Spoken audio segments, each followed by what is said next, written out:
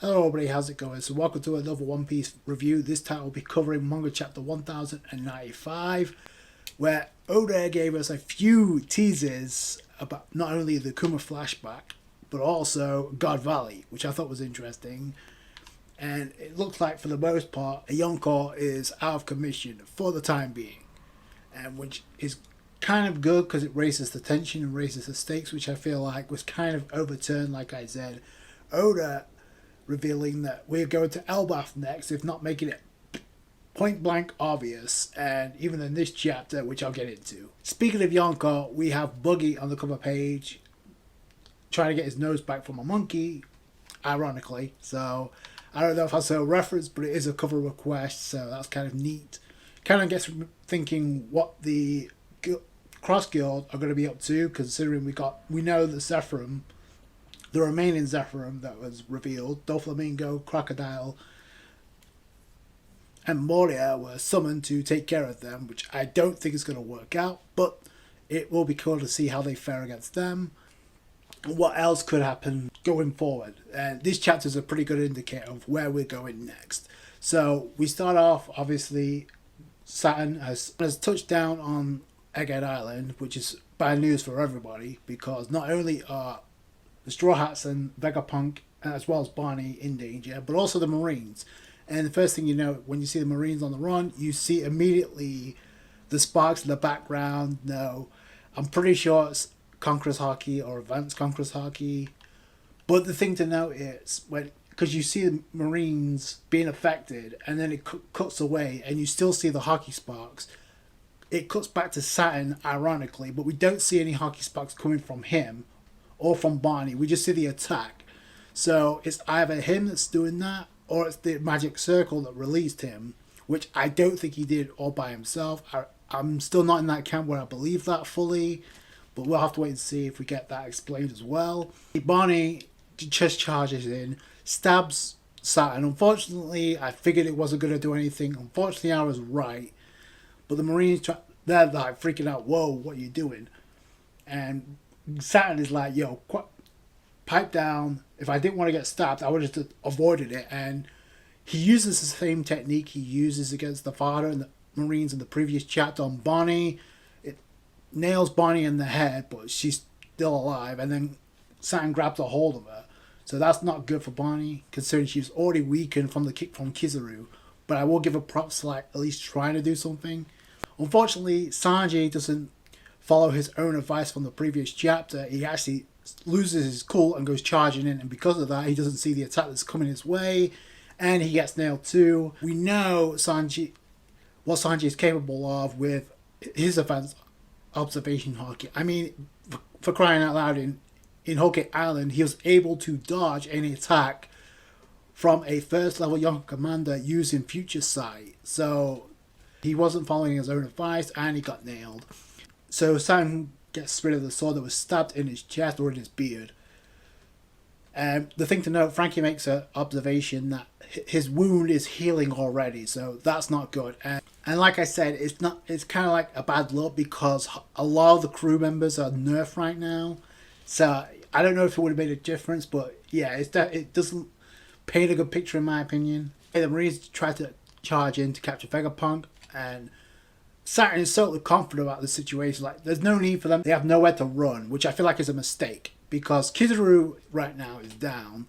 Whether he's trolling or not, I don't know. Like I said, I kind of lost interest in this battle when it's obvious when neither of them were taking it seriously, and plus Luffy was already nerfed going into that fight. So he was either able to actually physically hurt Kizaru and actually weaken him, which is a first, while even nerfed in Gear 5th, or Kizaru's trolling us. And like I said a couple of chapters ago, Oda is trolling us with the Admirals, because what we've seen from the Admirals is not it.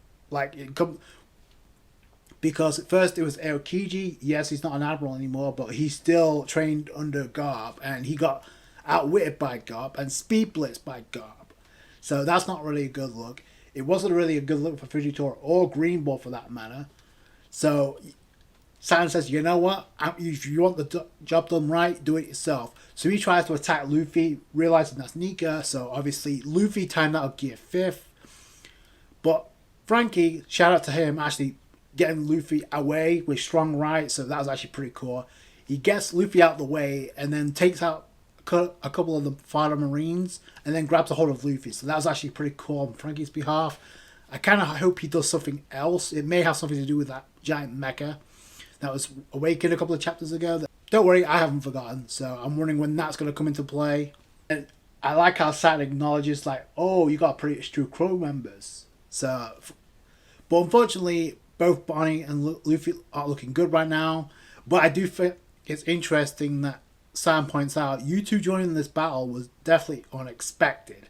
However, and this is where he makes the second mistake, he's like, you're surrounded by Marines on the island on the brink of destruction. If by some twist of fate you can manage to escape, I'd like to see it. So he's literally tempting fate here because we know they're going to escape to Elbaf. That's just a guarantee. It's just how and when they get there. So we get a back and forth with Vegapunk and Saturn. We still get nothing as to why Vegapunk actually walked out and betrayed the government. But he's like, thank you for your contributions. Now, which one's going to be the first to die? Unfortunately, Bonney's in his clutches, so obviously that's a no-brainer. And I do find it interesting, and I'm going to go back to this in a minute, but I find it interesting throughout this entire sequence of this arc where Bonney was, like, Saturn was being warned about Bonney's involvement in Egghead Island, and Saturn's like, no, it doesn't matter. She's just a little girl. Ignore her. She's no longer our problem. Now, all of a sudden, he's like gone whole about killing her and wiping her out. And I'm like, why? What changed? Did the thought of Luffy and Bonney teaming up get to you? What's going on here? So that's where my eyes perked up. Because, okay, you're going to kill her because she's a threat alongside Luffy. That's point number one. And the other thing to note is the others can't do anything because apparently he's holding them down with some type of force. Now, that don't really question what would... Maybe something... If it's not science, then it has to be devil fruit. And Bonnie's trapped, nowhere to go, so it doesn't look good for her. And the moment he says, like, it may be devil fruit laid, I immediately thought of Fujitora because that's exactly what that reminds me of when somebody can't move via a devil fruit. So I don't know if there's a connection there, or if it's just me, but I thought that was kind of interesting. But Sanji, Vegapunk, Frankie can't do anything right now. Frankie does have a hold of Luffy, which is interesting. And if you noticed, before Frankie grabs a hold of Luffy, you notice that Luffy's still conscious. Like, he still hasn't lost consciousness yet, even though he's maxed out. So I think that's something to keep in mind. Especially when we get into the flashback, how important the theme of Sun God Nika is to Kuma and his race. Like, and speaking of which, we actually get the law of Kuma, Bonnie's getting triggered. Like, you killed my father, Saturn. And Saturn's like, no, he was born a slave, a remnant of a tribe of people that committed a grave crime. Like, okay, so, and the lone survivor, and he survived of the exterminated Buccaneers people. So he's a member of the Buccaneers tribe, and by the end of this chapter, we get to find out there's more to that lineage than meets the eye, in my opinion. We clearly get a transition from the past to what we saw with Bonney, because with Bonney being told by Kuma, ever since I was a child, I always wanted to be a hero, one who brought freedom to those who are suffering, which now explains why he became a member of the Revolutionary Army and why he decided to help the Straw Hats. That kind of explains it. But he would dance into action with a smile on his face, and obviously we got a beat drum, which is a complete reference. As we transition back and forth from the past to the present, obviously Sanji and Vegapunk are freaking out. Bonney is like on the verge of being killed, but the fact we're getting the flashback, I don't think it's going to happen. And of course, we get the dialogue from Kuma. He will set me free too. Of course, talking about Sun God Nika, because it's the same thing he was told in his childhood in this flashback. So we cut back to 47 years ago in the South Blue, which in Sorbet Kingdom, which is kind of cool because we're getting some lore about that too. And we get the birth of Kuma, and we had to get Seal's actual parents.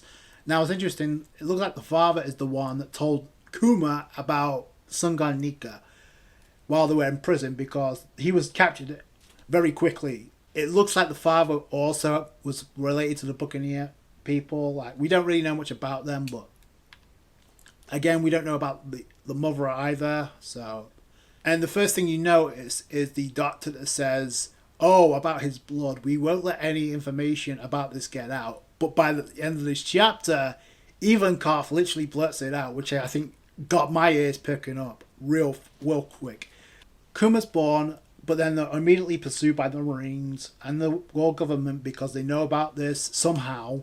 So the father tries to suggest that he's the only one with the Buccaneer blood running through his veins. His wife is a different matter, so let him go.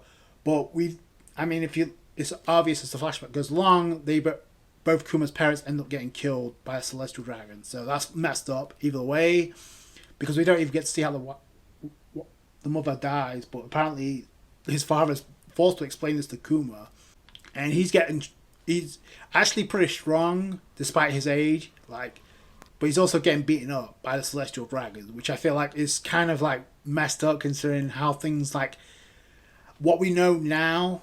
It's been affecting him ever since childhood. So yeah, that's real messed up. And he's actually thankful. Like, his master is like so nice to him. I'm lucky to have him. Like, what the hell did they do to him? Like, he's been physically abused, and then the father actually says, "Your mom has passed. She's in heaven now. She's in a bad place." And Kuma is just like, what? It's like, you need to endure. Kuma, you're strong. Keep enduring and live on. Why? I'd rather. And this is where he gets told about the warrior of liberation will come too. He'll save you. Who? The god of Shunsign Nika, which I think, like, considering they were locked up, I'm also considering this is who's who overheard this from, because who else at this point could have given that type of information? So it's the name of warrior legend passed down through our people of Buccaneer, which is interesting. I thought that was kind of interesting too. Like, it had been passed down through the people of Buccaneer. Like, remember, King already overheard about Joy Boy and asked Kaido about it. He will one day bring you to free ocean under the sun. He's always laughing. So right now, the only thing that could be referencing to is Bonney realizing that Luffy is the reincarnation of Sun God Nika or Joy Boy. Because at this point, Kuma, unless things change, Kuma is going to appear and sacrifice himself. I don't think there's any ways about it. Yeah, you see the drums of liberation being sang out, but what's messed up is a celestial dragon overhears this and decides to shoot Kuma's father. So yeah, so that's messed up. We don't really know what happened to the wife, but I'm guessing she got killed too by a celestial dragon. But then it cuts to like 38 years ago, and this is kind of neat that Oda's given this lore, because the Garp Valley incident involving the Rocks Pirates against Roger and Garp took place 36 years ago. So this took place 2 years before then. So I think that's kind of interesting, and we see a gang of celestial dragons going on a eradication tournament, and this tournament will be held at this non-war government affiliated country. And obviously it cuts to Garp Valley, which we've seen once already, split in half. So like I said, the time frame kind of like helps us put things in perspective. Like I said, it's very subtle teasers. So the fact that this took place 38 years ago, like I said, 2 years before the Garp Valley incident with the Rocks showing up. Now we know they came to like attack the nobles, world nobles. And we know it took place on Garp Valley. So now we kind of have a neat understanding about what's going on here. Like how the Celestial Dragons ended up coming on to Garp Valley in the first place when it was a non-world government affiliated country. Looks of it, they touched down on Garp Valley. This island is shamelessly named the Valley of the Gods. And here, the tradition of hunting natives will take place. This country is now property of the world government. I don't find it interesting whether there's a connection or not. There is a coincidence that both Garp Valley and the top of the Red Line that belong to the Lunarians, according to Whitebeard, telling Marco this. Obviously, we know King survived, and now we know that Kuma is the sole survivor of the Buccaneers. Although technically speaking, it looks like Bonney is part Buccaneer as well, considering obviously her father. It looks like the king of God Valley gets eradicated by Saint Vigarland Garling, who we've seen previously as a senior citizen. The last time we saw him, see the female celestial dragons going gaga over Garling.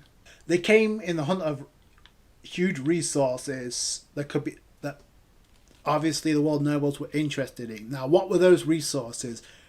Now, the first instance you could think of is maybe food, because we know how important that is to them going on in the present. But also, what I think it could possibly mean is a place where devil fruits are stored.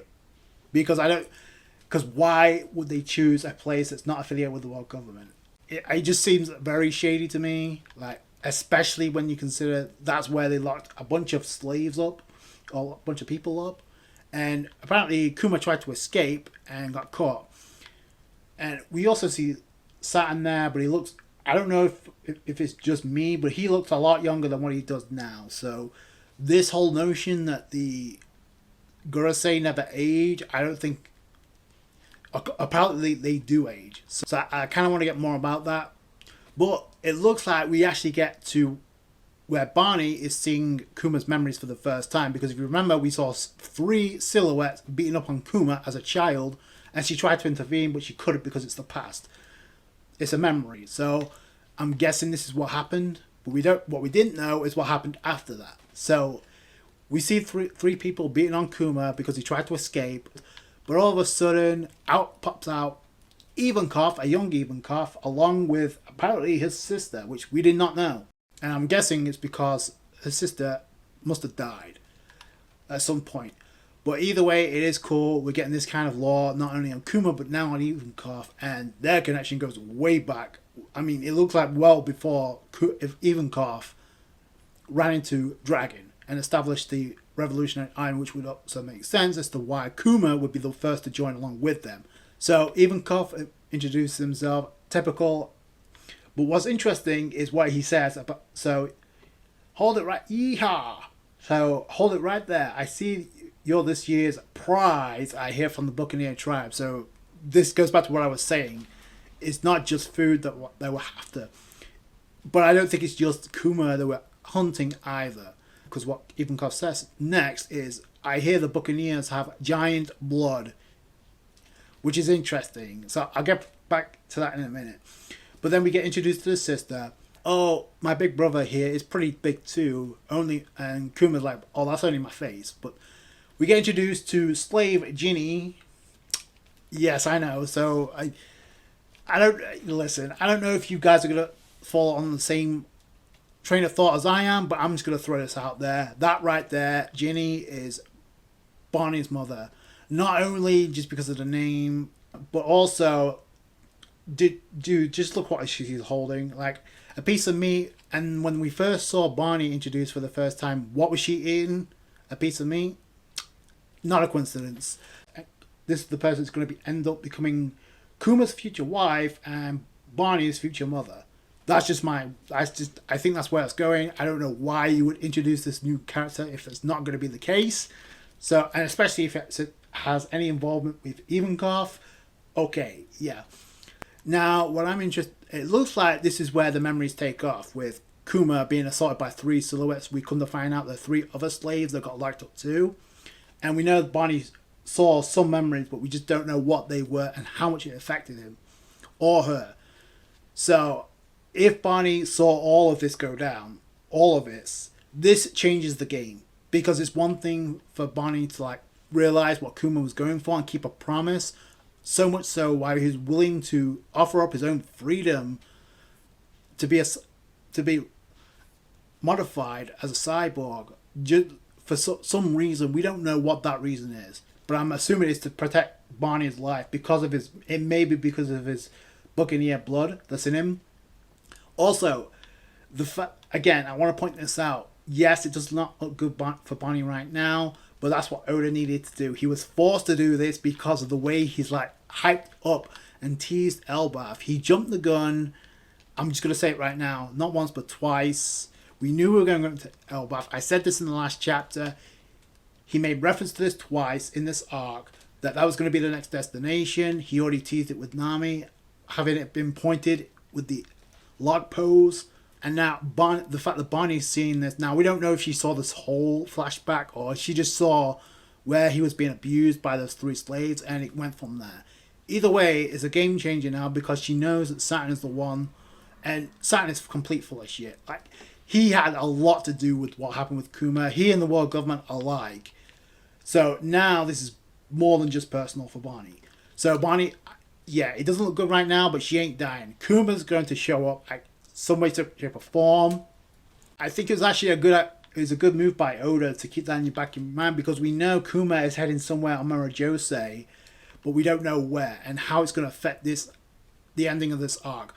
Oda hyped up. There's going to be an event that shakes the foundation of the One Piece world. Right now, Luffy he's out of commission right now. He's done, like I said before, he's not out of the game. He's not lost consciousness yet, but Bonney is in a pretty weakened condition.